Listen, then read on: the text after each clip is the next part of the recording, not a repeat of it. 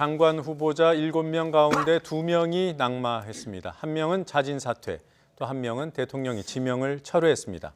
지명 철회는 문재인 정부 출범 이후 처음이라고 하는군요. 청와대 인사검증 시스템에 문제가 있다는 비판과 함께 현실을 반영한 기준이 필요하다는 지적도 나옵니다. 이참에 청문회 제도를 손보자는 목소리도 적지 않게 들립니다. 여야 1대1 미니토론, 더정치에서 개각 여파와 인사검증 논란 짚어보겠습니다. 기동민 더불어민주당 의원, 오신환 바른미래당 의원 나오셨습니다. 어서 오십시오. 네, 안녕하세요. 안녕하세요. 먼저 두 분께 조동호 장관 후보자 지명 철회와 최종호 장관 후보자 사퇴 문제에 대해서 어떻게 평가하시는지 의견을 좀 여쭙죠. 기 의원님 먼저 평가 부탁드립니다. 대단히 안타까운 일이고요. 국민적 눈높이에 미치지 못했다 이렇게 생각합니다. 네. 부동산 정책을 전담해야 될 이런 장관이 어찌된 이유이든지 간에 주택을 세 채나 소유하고 있고 또 뭐 이렇게 편법적으로 증여를 하고 딸에게 시세 차익을 20억 원이 넘어가는 시세 차익을 남기고 이런 부분들은 국민적 눈높이에서 보면 도저히 용납될 수 없는 그런 부분이라고 생각하고요.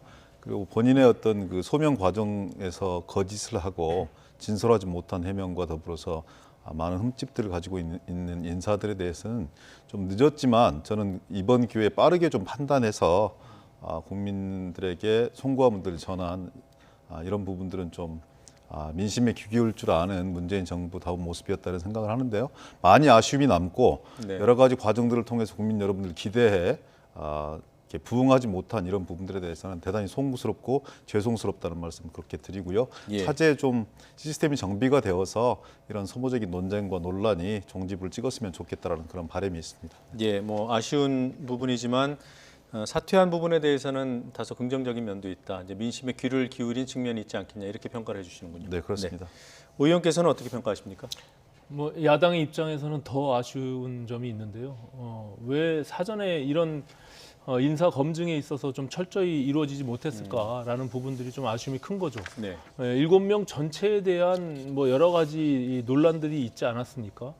그 중에서도 이 최정호 그리고 조동호 이 두 분뿐만이 아니라 나머지 분들에 대한 경우에도 굉장히 지금 청문회 과정에서 논란이 많이 있습니다. 그렇기 때문에 저는 이 정부 들어서 낙마한 게 지금 8번째 되거든요. 네. 그리고 인사청문회가 청문 보고서가 채택되지 않고 임명 강행한 것도 8명입니다. 그렇기 때문에 향후에 5명에 대한 부분들도 청와대가 민심의 흐름을 좀 잘 읽고 어떻게 판단을 할지를 좀 지켜볼 것이고요. 다만 그 이전에 아까 말씀드린 인사 검증과 관련한 그 책임에 대해서는 이제는 분명히 누군가 책임을 져야 된다 이렇게 생각합니다. 이것을 청와대가 계속 회피할 것이 아니라 그리고 다른 조국 민정수석의 경우 검찰 개혁과 자꾸 연동해서 얘기를 하는데 그 부분과 무관하게 책임져야 될 부분들을 책임지고 차제의 향후의 인사검증 시스템을 제대로 다시 재정비하는 그런 계기가 됐으면 좋겠다 이렇게 생각합니다. 네, 검증 책임 그리고 시스템 정비의 계기로 삼아야 된다 이렇게 평가를 해주셨습니다.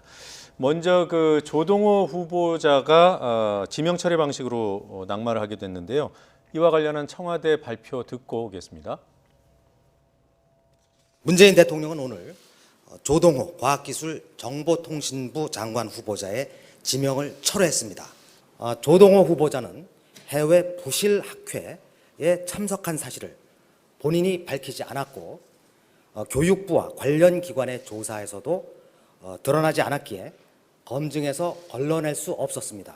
해외 부실 학회 참석 사실이 사전에 확인됐다면 후보 대상에서 제외됐을 겁니다. 네, 지금 윤 수석 발표 내용 중에 보면은 교육부가 지난해 관련 조사를 했다는 설명이 나오는데요. 지난해 조사 결과가 어떻게 나왔는지 그것도 잠깐 보고 얘기 나누겠습니다. 자, 지난해 실시된 교육부와 과기부 주관 조사였고요. 전체 1,057명, 그러니까 이 안에는 학자, 연구소 직원들 이런 분들이 다 포함되어 있는데 1,057명이 부실학회, 이른바 해적학회라고도 부르죠. 겉모습은 학술학회지만 영리를 추구하는 영리 목적의 단체인 이런 학회에 참가한 국내 연구자가 1,057명이었고 그리고 퍼센테이지로 하면 전체 조사 대상 중에 80%에 달한다. 거의 반 정도가 부실학회에 다녀온 적이 있다. 그리고 여기에는 세금이 쓰였다. 뭐 이런 지적입니다. 자, 어떻습니까? 이 지난해 그러니까 정부가 나서서 이게 문제가 있다고 보고 조사까지 했고요. 그리고 또 검증 단계 그 조사 대상 청와대가 이 부분을 문제로 인식하고 있었고 정부가 문제로 인식했고 그다음에 인사 검증하는 과정에서 그 조 후보자한테 물어봤다는 거 아니겠습니까? 그럼에도 불구하고 못 걸러냈어요. 어떤 문제가 있는 겁니까?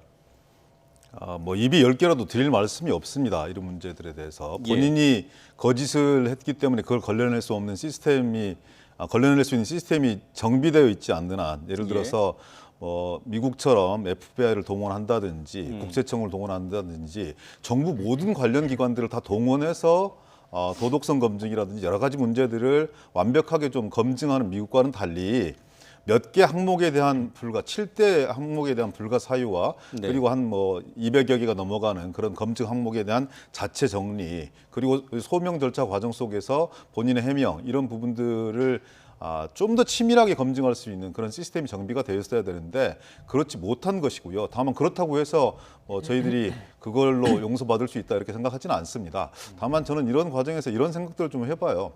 그러니까 5대 그 검증 과정 플러스 2를 더했지 않습니까? 7대 기준이죠. 예, 7대 기준으로 높인 거죠. 근데 국민들의 눈높이는 과거의 장관 인사청문회에 했던 이런 인사청문회 기준과는 달리 훨씬 더 높아져 있다고 생각합니다. 저는 그건 당연하다고 생각합니다. 근데 이 높아진 검증 기준을 제대로 수행해낼 수 있는 뭔가 좀 이렇게 검증 시스템 역시 같이 보완이 되었어야 되는데 그건 보완이 되지 못한 채 특히 또 이 정부 들어와서 국정원 IO들 수천 명을 철수시켜 버리면서 국정원 자료를 쓸 수가 없거든요. 그렇다면 지금까지 이제 세 편 같은 경우는 경찰의 어떤 자료라든지 아니면 주변 학계 혹은 그 관련 기관에 종사하는 분들의 어떤 여론들을 청취하는 간접 청취하는 이런 형식으로밖에 될 수 없는 것인데 여기에 대한 대대적인 보완들이 좀 있어야 된다고 생각하고요.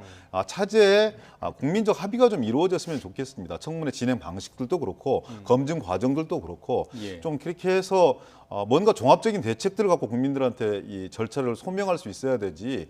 뭐 이번 한번 검증 잘못했으니까 또 저는 또 이 시스템이 보완되지 않으면 다음에도 이런 이 사건들이 일어나지 않으리라는 보장이 없거든요. 좀 더 본질적인 종합 대책들을 정치권에서 먼저 좀 설선해서 만들었으면 하는 바람이 있습니다. 이런 전반적인 제도 개선 문제는 뒤에서 또 토론을 해보기로 하고요. 오 의원님, 이 조동호 후보자의 국한에서 볼 때요. 청와대가 검증하는 과정에서 본인이 거짓말을 하면 걸러낼 수 없다는 거 아니겠습니까? 그 기동민 의원님 말씀처럼 차제 시스템을 좀 정비해야 될 필요는 공감대가 있는 것 같습니다. 다만 이것이 그렇다고 하더라도 민정에서 그것을 남 탓할 일은 아니다 이렇게 생각합니다. 이것은 어찌 보면 검증을 해야 되는 주체가 청와대 민정의 업무고 그 업무를 제대로 못한 것에 대한 책임은 분명히 있는 것이죠. 그러니까 이것이 스스로 자기 고백을 안 했다고 해서 검증을 못할 정도라면 민정이 할 일이 없는 거죠, 사실은. 그렇게 되면 그럼 다른 후보자들은 모두가 그럼 다 자기 고백에서부터 출발해야 된다라고 생각하면 이거는 제대로 된 인사 검증이라고 볼 수가 없는 것이죠. 그렇기 때문에 저는 제도는 제도대로 개선을 하더라도 더군다나 아무런 조사 권한이 없는 언론에서 이렇게 쉽게 밝혀낼 정도임에도 불구하고 민정수석실에서 그것을 캐치하지 못했다면 저는 그거에 대한 책임은 피할 수 없다 이렇게 생각합니다. 조동호 후보자가 해적학회 다녀온 거는 청와대에서 먼저 확인을 한 거죠. 있긴 했지만 언론의 보도가 청와대 발로 됐더군요. 자, 바른미래당 입장에서는 그 최정호 후보자 같은 경우에 청문 보고서 채택할 수 있는 후보자를 분류하지 않았습니까? 그렇게 완벽하게 분류하지는 않았고요. 뭐 자료를 좀 지금 최정호 후보자의 경우는 뭐 이렇게 부동산 투기와 관련해서 문제점이 있다라는 것을 인식하면서 부적격 언급을 통해 가지고 청문 보고서는 채택하자 뭐 그런 이야기를 한 것이죠. 부적격한 사실들을 언급하면서 보통 이제 관례적으로 국회가 적격 의견과 부적격 의견을 같이 병행해서 하면서 청문 보고서를 채택했거든요. 다만 이제 저희 바른미래당의 입장은 부적격하다라는 의견 속에서 청문 보고서를 채택하겠다. 것으로 의견을 낸 것이고요. 네. 그럼에도 불구하고 한국당에서 이제 7명 전체 후보에 대한 채택을 거부했기 때문에 이루어지지 못했죠. 근데 이 업무의 그 유관성적인 측면에서 보면 최정호나 이 조동호 후보자의 경우는 사실상 청와대가 판단한 대로 굉장히 좀 엄격해야 되는 부분들이 있는 것이죠. 예.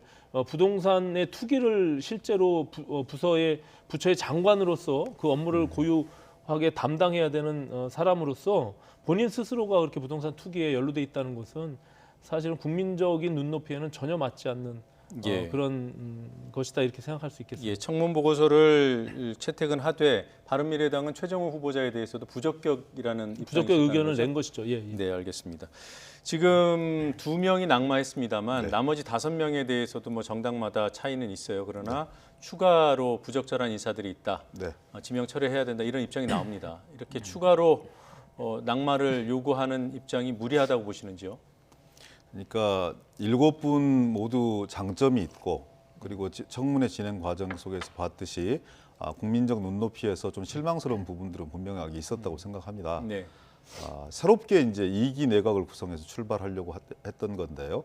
7명 후보자에 대해서 전원 다 인사청문회 채택하지 않겠다, 전부 다 부적격이다 이렇게 말씀을 주시는 것은 이 실망스러운 부분을 지적하는 것을 뛰어넘어서 예. 뭔가 정치적 의도가 있는 거 아니냐 이런 생각들을 안 가질 수가 없거든요. 예. 저는 야당 입장에서 적절한 수준에서 문제 제기를 하고 그리고 잘못된 인사를 국정의 책임자로 세우려고 하는 부분들에 대해서 강력하게 어떤 국민의 의사를 대변하는 건 맞다고 보여집니다. 그런데 7명의 후보자 전부 다 채택할 수 없다 이렇게 말씀 주시는 건 좀 과도한 정치 공세 아니냐. 아무리 4월 3일 재보궐선거가 있고 1년 뒤에 총선이 있다 하더라도 좀 문제 제기할 것은 문제 제기하고 또 만약에 청와대에서 7명 후보자에 대해서 전부 다 그냥 이 여론 혹은 야당의 주장을 무시하고 임명을 예. 강행하려고 한다면 저는 그런 주장이 더 강하게 나와도 상관이 없다고 생각을 합니다만 청와대 입장에서 얼마나 좀 안타까웠겠습니까? 그리고 국민 앞에 명백하게 사과를 말씀을 드렸고 그러면서 2명의 후보자를 1명은 사상 유례 없이 지명 처리를 한 것이고 한 분은 자진 사퇴를 한 것인데 이런 정도에서 좀 논란들을 좀 이렇게 최소화시켜내고 다른 분들은 좀 일할 수 있도록 만들어 주시고 그리고 또 다음 과정 시스템 어떤 보완으로 나아가는 것이 합당한 거 아니냐 이런 생각을 합니다. 지명 철회는 문재인 정부 들어서 처음인 처음입니다. 거죠? 네, 그렇습니다. 자, 바른미래당에서는 네. 나머지 5명 중에 부적격 인사가 더 있다고 보십니까? 지금 뭐 야당이 주로 김현철, 박영선 두 후보에 대해서 중점적으로 이야기를 했고요. 네. 사실은 그 정도의 차이는 있으나 대부분 다 많은 그 청문회 과정에서 논란이 있지 않았습니까? 그런 측면에서 보면은 도대체 왜 이렇게 무리한 인사를 했을까라고 하는 아쉬움이 너무 큰 거예요. 그래서 지금 뭐 그 정도의 차이가 있으나 여전히 부적격하다고 하는 사람들을 숫자가 이미 네. 2명을 철회했기 때문에 나머지는 그냥 임명을 가자라고 하는 것에 대해서 동의하기가 좀 쉽지가 않은 부분들이 분명히 있습니다. 그래서 네. 그것은 부적격하면은 부적격한 대로 그것이 뭐 2명이 됐던 4명이 됐던 뭐 5명이 됐던 그것은 처리해야 될 문제다 이렇게 보고 있고요. 아까 말씀드린 대로 거기에 대한 인사 책임 이번만큼은 분명히 그 책임을 또 물어야 된다 이렇게 생각을 합니다. 예. 바른미래당도 그럼 김현철, 박영선 두 후보자는 사퇴 대상으로 보시나요? 네네. 저희는 지금 오늘 최고위원 회의에서 지도부가 그 부분에 대해서 또 다시 언급을 했고요. 네. 이 부분에 대한 강행을 하게 되면 또 아시다시피 지금 8명에다가 5명까지 강행하게 되면 13명이 청문 보고서 채택하지 않은 상태에서 임명 강행하게 되는 것이거든요. 정부에 굉장히 큰 부담이 있으리라고 보고요. 네. 저는 이것이 원만하게 좀 처리될 필요가 있다 이렇게 생각합니다. 바른미래당은 김현철, 박영선 두 후보자에 대해서는 그러면 청문 보고서 채택도 못한다는 입장인가요? 저희는 뭐 기본적으로는 청문 보고서 채택과 관련해서는 네. 충분히 협상할 수 있다 이렇게 생각합니다. 다만 여지껏 적격과 부적격을 병행하면서 그냥 의례적으로 관례적으로 했던 그런 청문 보고서는 사실 의미가 없거든요. 그것은 그냥 눈 감아주는 식의 어떤 청문회가 되는 것이기 예. 때문에 부적격하다라는 것을 정확하게 받아들인다면 저희는 청문 보고서 채택도 가능하다 이렇게 생각합니다. 예. 예. 지금 5명 가운데 두 후보자는 안 되겠답니다. 네, 어떻게 보시는지요? 될 수 있도록 노력해야죠. 김현철 후보자 가장 큰 부분들이 이제 자유로운 신분에 계실 때 말씀을 좀 이렇게 막 하신 거 이런 부분들에 대해서 명백하게 좀 사과를 드렸고요. 예. 분명하게 흠결이라고 생각합니다. 근데 청문 보고서를 채택하지 않고 사퇴시켜야 될 만큼의 큰 흠결이냐? 흠결은 흠결대로 좀 지적하고 그리고 그런 부분들은 다시 일어나지 않도록 엄중하게 뭐 판단하고 그런 과정들이 필요하다고 보여집니다. 예. 다만 지금 이 시대적 사명인 남북 평화, 한반도 비핵화, 그리고 북미 회담 이런 부분들이 숨가쁘게 좀 연쇄적으로 진행되고 있고 일정한 난관도 조성이 되어 있는데요. 이런 과정들을 잘 뒷받침할 수 있는 가치와 철학에 기반한 그런 실행력을 갖춘 사람으로서 대통령께서 이제 국민들에게 양해를 구하면서 이렇게 임명을 한 부분들이기 때문에 좀 감안해 주셨으면 좋겠고요. 박영선 후보자는 초대 중소벤처기업부 장관 후보로도 물망에 올랐었고요. 중소기업협회에서 강력하게 박영선 의원을 장관으로 힘있게 좀 모든 문제를 처리할 수 있고 그리고 중소상공인들의 애환을 가장 잘 알 수 있는 이런 후보자로 추천했던 적도 있습니다. 저는 이제 인사청문 과정이 매끄럽지 않았습니다만 그 매끄럽지 않은 것을 일방적으로 박영선 후보자가 잘못했다라고도 저는 폄하할 수 없다고 생각합니다. 과도한 무리한 자료 요구들이 있었고요. 개인 신상 털기 이런 부분들도 있었고 과거에 저격수로 활동했던 것에 대한 보복성 이런 질문들도 저는 분명하게 있었다고 생각을 해서요. 정이 적격하지 못하다고 생각을 한다면 그 의견을 표시하는 것이 합당하지 7명 중에 2명을 지금 국민적 눈높이에 맞지 않아서 지명 처리를 하거나 사퇴를 한 것인데 나머지 부분에서까지 좀 더 다른 판단을 하라고 하는 것은 이기 내각을 근본적으로 인정하지 않고 결국 문재인 정부의 국정 동력 이런 부분을 약화시키겠다라는 이런 정치적 노림수도 해석될 수도 있다라는 위험성들이 좀 있어서요. 좀 간곡하게 협조를 좀 부탁드립니다. 그러니까 일부 흠결은 있을 수 있지만 그러니까 지금 말씀하신 두 후보자까지 사퇴를 한다면 7명 지명을 했는데 4명이 낙마하게 되는 셈이 됩니다. 그러면 정치적인 부담이 물론 클 것 같아서 이제 그런 부담을 노리고 하는 정치 공세 아니겠냐 이런 취지신 것 같은데요. 그러니까는 이 국민적 정서하고 좀 부합되지 않는 부분은 오히려 김현철, 박영선 두 분을 구하고자 오히려 최정호 그리고 조동호를 낙마시킨 것이 아니냐 이런 의혹이 있거든요. 사실은 지금 말씀하신 대로 김현철 통일부 장관 후보자의 경우는 과거의 막말을 떠나서 다운 계약서를 8차례 했다는 것도 굉장히 큰 문제예요. 이거는 저 7대 기준에도 부합되지 않고 또 차명으로 거래한 부분들이 분명히 드러났거든요. 그래서 이런 부분들 도덕성에 있어서 굉장히 엄청난 흠결이 있다. 그리고 박영선 후보자의 경우는 저는 뭐 사개특위 할 때 위원장으로서 제가 같이 모시고 상임위를 활동을 했지만 저는 그분의 여러 가지 진정성이나 능력을 믿습니다. 다만 이게 후보자로서 청문회를 받는 후보자로서의 어떤 태도나 이런 부분들이 좀 과한 부분이 있어요. 저는 왜 그렇게 대처를 하셨을까 좀 아쉬움이 있습니다. 오히려 본인이 청문위원으로서 여전히 그 청문회를 하고 있는 주체가 되는 것처럼 보여지는 부분들이 분명히 있었거든요. 물론 그것이 그냥 여러 가지 단순히 피청문인으로서 무조건 모든 것들을 수용하라는 뜻이 아니라 그럼에도 불구하고 기본적으로 국무위원으로서의 어떤 자질과 역량을 국민의 대변인으로서 국회가 그것을 하고 있는 거 아닙니까? 미국의 경우는 의회 모독죄로 직접 고발까지 하게 되어 있습니다. 청문 시스템 자체가. 그런데 그런 측면에서 보면은 좀 아쉬움이 있다. 그래서 또 자료 제출 요구나 이런 부분들이 전혀 이루어지지 않았기 때문에 특히 중요한 의혹과 관련해서는 청문위원들 입장에서는 사실은 청문회가 도저히 이루어질 수 없는 그런 파행으로 갈 수밖에 없는 그런 상황이 벌어진 것이죠. 조금만 코멘트 드리면은요. 김현철, 박영선 후보자를 살리기 위한 사석 작전으로 두 사람을 이렇게 사퇴시킨 것이다. 정말 과합니다. 아니 김현철 후보자, 박영선 후보자, 우리 정치권에서 오신환 의원님도 너무나 잘 알다시피 대표적인 비문 인사, 예전엔 반문 인사로까지 낙인 찍혔던 분들입니다. 그런데 이제 비문 인사, 반문 인사를 보호하기 위해서 다른 두 사람의 아픈 손가락을 잘라내었다 이렇게 말씀 주시는 건 그건 정치 공세를 위한 정치 공세인 거죠. 저는 그렇게 접근하지 않으셨으면 좋겠고요. 청문회 태도가 문제다. 과할 수 있습니다. 근데 과하게 된 원인들이 있는 거거든요. 물론 박영선 후보 스스로 과거에 야당 인사 시절에 장관 후보자들을 매섭게 다루었던 그런 구원들이 있겠죠. 그렇지만 무슨 근거 없는 흑색 선전을 했다든지 아니면 불법적인 방법들을 동원해서 어떤 후보자를 겁박을 하거나 다른 방식들을 통해서 낙마를 시켰다든지 이런 게 아니었어요. 국민들의 제보를 받아서 본인의 의정 활동에 충실해서 국민의 의사를 대변하는 그런 과정이었거든요. 근데 한번 보십시오. 이번에 마지막 날까지 제출되지 않은 게 한 145건 정도가 되었거든요. 예. 주로 개인 신상에 관한 자료입니다.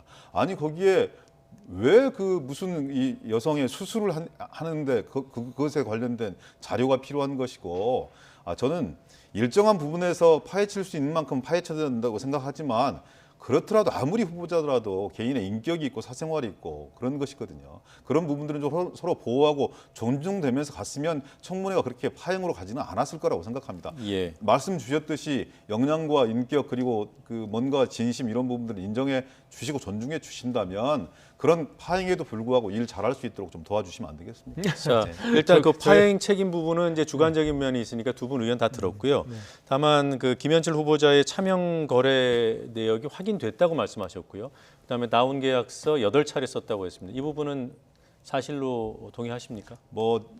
제가 확인하지 않았기 때문에 근데 오신환 네. 의원님 근거 없이 말씀 주실 분이 아니기 때문에 그 아픈 지적으로 받아들여야 되죠. 그리고 그런 네. 부분들 다시는 발생하지 않도록 다시 노력을 해야 될 텐데요. 근데 그 부분 때문에 장관직 수행하지 마라 이렇게 말씀 주시는 건 조금 지금 차원에서는 예. 받아들이기 보는 어렵습니다. 시각이 좀 다를 수는 있을 거예요. 네. 이제 뭐냐면 저 박영선 후보자의 경우도 앞서 말씀하신 대로 개별 사안에 대해서 제가 청문위원이 아니었기 때문에 저도 정확하게는 알 수 없으나 여러 가지 외부의 제보를 통해 가지고 단순히 그 병명을 알려고 하는 것이 아니라 그때에 아시다시피 병원이 뭐 진료를 받으려면 3, 4개월의 시간이 필요한 것이 지금 통례인데 바로 당일날 그것을 황후급으로 뭐 이렇게 진료를 받았다라고 하는 제보가 있었기 때문에 그 자료를 제출해 달라는 것이지 그 병명을 알고자 하는 것이 아니기 때문에 그런 사안 하나하나가 중요한 것이 아니라 어쨌든 박영선 후보자께서 그 부분에 대해서 좀 공개적으로 투명하게 의혹을 해소할 수 있도록 하는 그 자세가 필요함에도 불구하고 또 더군다나 지금 아들의 경우는 뭐 어렸을 때부터 지금 해외에 거주하고 있는데 그것을 어떻게 계좌로 얼마만큼의 금액을 보냈는지 이것은 기본적으로 우리 기동민 의원님도 청문회를 해보셔서 알겠지만 분명히 저희들이 통상적으로 자료 요구를 하는 그런 내용이거든요. 금융거래에 대한 것들은 본인이 당당하고 떳떳하면 제출할 수 있는 겁니다. 근데 그런 것들 자체를 거부하는 것은 청문회 자체를 오히려 무산시키고자 하는 또 다른 의도가 있는 것처럼 비춰질 수 있기 때문에 저는 좀 청문회가 파행으로 간 건 너무 아쉽다 이렇게 생각합니다. 예. 조금 다른 각도에서 말씀드리면 뭐 반론들이 가능하지만 그 지나간 일에 대해 반론하고 싶지는 않고요. 그러니까 기준이 이제 7대 기준이 나왔는데요. 그리고 이후에 더 기준이 첨가가 될 수가 있겠죠. 근데 저는 그 과정에서 예를 들어서 해당 부처별로 조금 더 특화된 기준들이 마련될 필요가 있는 것이 아니겠는가. 그러니까 모든 전 국민들한테 공통적으로 적용될 수 있는 기준이 필요하고 있어야 되겠지만 예를 들어서 국토부 장관이 부동산 정책을 전담하는 국토부 장관이 이번처럼 뭐 집이 세 채라든지 아니면 무슨 시세 차익을 많이 과도하게 남겼다든지 이런 논란으로부터 자유로울 수 없다면 저는 책임지는 게 맞다고 보고요. 예를 들어서 교육부 장관이 논문 표절을 뭐 심하게 했다든지 이런 건 또 용납할 수 없는 거 아니겠습니까? 김현철 후보자 같은 경우 예를 들어서 이제 이 다운 계약서 잘못된 것이죠. 그렇지만 좀 더 비중 있게 봐야 될 것은 통일부 장관으로서의 자질과 기본 덕목 이런 부분들과 어떻게 매칭될 수 있는 것이냐 이런 부분들도 같이 종합적으로 판단되었으면 좋겠다. 부처별로 기준을 달리했으면 좋겠다. 네네. 그 얘기는 조금 이따가 조금 더 심화해 보기로 하고요. 네. 일단 출발은 청와대가 과연 국민 눈높이에 맞는 인사를 장관 후보자로 지명했는지 여부 아니겠습니까? 이와 관련된 청와대의 사과가 있었습니다. 직접 들어보고 얘기 나눠보겠습니다. 청와대는 이번 장관 후보자 인선에도 7대 배제 기준을 적용하고 준수했지만 국민의 눈높이를 맞추는 데 미흡했습니다. 송구스럽게 생각합니다. 네, 청와대가 공식적으로 송구하다는 표현을 썼습니다. 그럼 분명히 인사검증 실패를 일부 인정한 건데요. 누가 책임져야 됩니까? 청와대 검증한 사람들이 책임을 져야겠죠, 당연히. 그것은 어쨌든 뭐 시스템이 부재하다고 해도 지금까지 저희가 2000년도에 인사청문회가 도입된 이후에 건 20년 가까이 오지 않았습니까? 예. 수많은 어떤 인사검증 과정 속이 있었고 뭐 한 정부마다 한 10여 명 정도가 낙마를 했더라고요. 이제 그런 과정에서 2005년도의 경우 참여정부 당시에도 이런 교육부 부총리인가요? 그 당시 인사검증에 실패한 인사수석과 그 당시 정무수석이 사퇴한 사례가 있거든요. 네. 이번의 경우도 사실은 뭐 인사수석과 민정수석이 어느 정도 책임은 전 져야 된다 이렇게 생각을 합니다. 인사수석과 민정수석의 책임론을 말씀하셨습니다. 책임지지 않을 수 없죠. 책임은 져야겠죠. 다만 지금 책임지고 사퇴하는 것이 옳으냐 여기에 대한 방점이 좀 다를 수 있다고 저는 생각을 해요. 기본적으로 이제 2명의 장관이 또 남아 있습니다. 예. 새로 또 다 발굴하고 지금 같은 시행 과정 속의 착오가 반복되지 않기 위해서 더 엄밀하게 일해야 될 시점이 아니겠습니까? 지금은 그게 책임지고 일하는 것이 책임을 지는 길이다. 저는 이렇게 생각합니다. 다만 그냥 뭐 아무 일도 없듯이 넘어가겠다 이런 말씀은 저는 아닐 거라고 생각해요. 네. 조국 민정수석 같은 경우 물론 이제 약간 그 어려운 난관도 많이 발생을 했습니다만.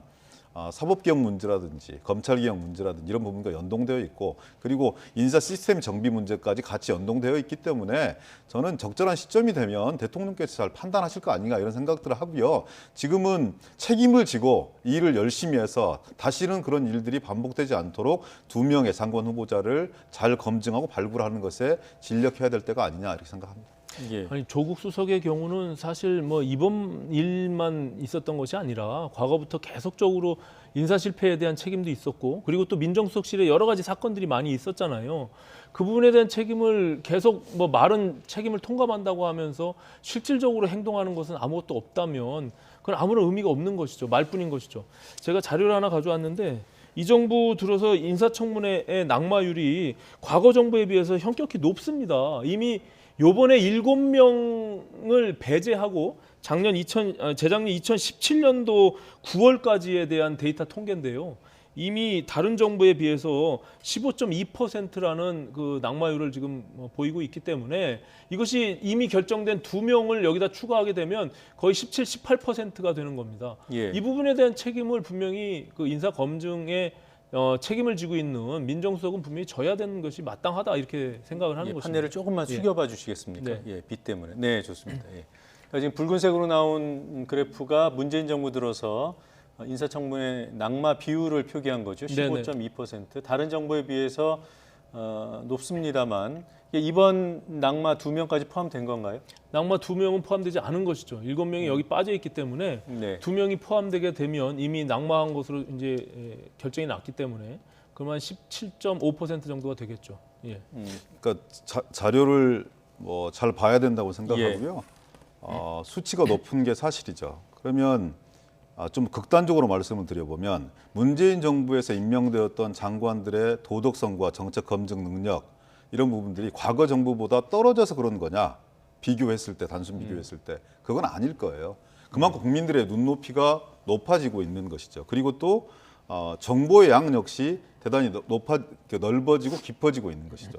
많은 국민들과 많은 언론들이 여러 가지 문제들에 대해서 천착하고 그것을 집요하게 검증하고 있는 그런 과정입니다.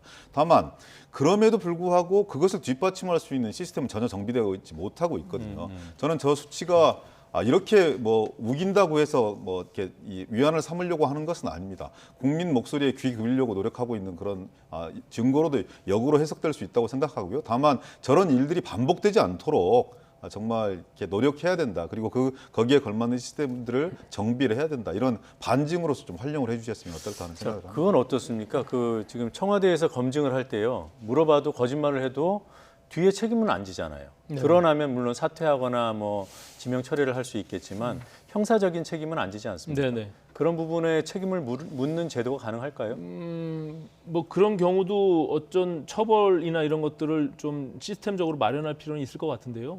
아까 기동민 의원님 말씀처럼 저희가 인사청문회가 뭐 미국도 물론 그런 측면이 없지 않아 있는 것은 사실입니다. 왜냐하면 개인 신상에 대한 신상 털기 네. 이게 장관으로서의 그 정책 비전이나 자질이나 역량을 평가한다기보다는 다소 국회에서 논란이 되는 어떤 그런 측면들이 있기 때문에 예. 국민들은 눈살을 찔푸릴 수밖에 없죠. 근데 인사청문회가 결국엔 대통령께서 국회에서 아무리 논의를 해도 결과적으로 임명을 강행해 버리면 아무런 제도가 필요성이 없는 것이잖아요. 그러니까 미국은 한 1,000여 명 정도가 인준을 받게 돼 있는데 네.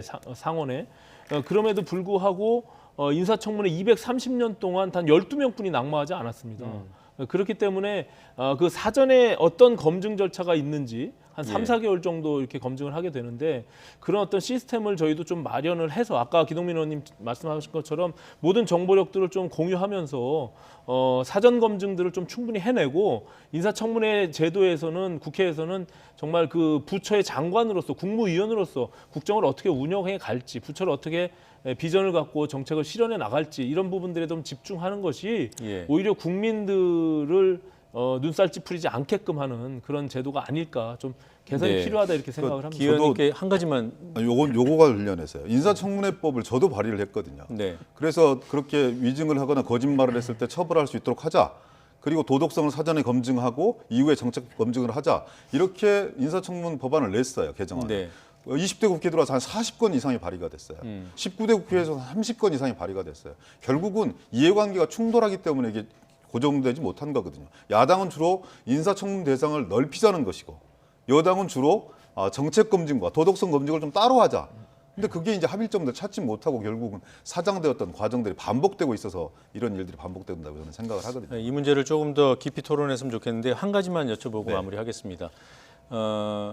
청와대가 검증한 자료를 청문회 전에 국회에 넘기지 않고 있죠, 지금. 네, 그렇습니다. 그걸 넘기는 제도는 어떻습니까? 그것도 인사청문 개정안을 보면 저도 네. 마찬가지고 다른 의원님들이 낸 걸 보면 사전에 그렇게 공유해서 좀 미리 도덕성 검증들은 좀 끝내고 청문회 같은 경우는 정책 검증에 좀 주력하자. 예. 그렇게 되려면 그거 하나만 되어서는 곤란한 것이고요.